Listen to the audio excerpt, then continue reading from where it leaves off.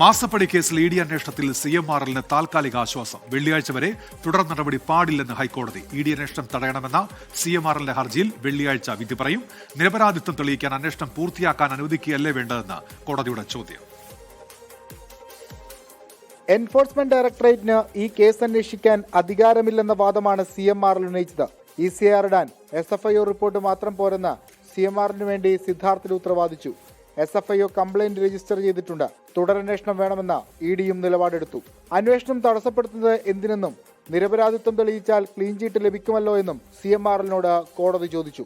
CMRL, ED, CMRL ജീവനക്കാർ എന്നിവരുടെ വാദമാണ് ഡിവിഷൻ ബെഞ്ച് കേട്ടത്.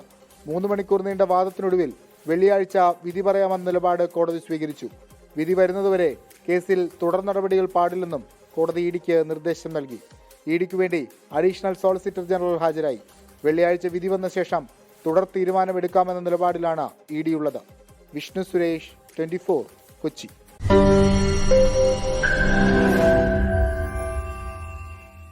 ലോകത്തെവിടെയായാലും ഏത് സമയത്തും 24 വാർത്തകളും ഓഗ്മെന്റഡ് റിയാലിറ്റി പാക്കേജുകളും എക്സ്പ്ലെയിനറുകളും വിശദമായി കാണാൻ ഞങ്ങളുടെ യൂട്യൂബ് ചാനൽ നിങ്ങൾക്ക് സബ്സ്ക്രൈബ് ചെയ്യാം.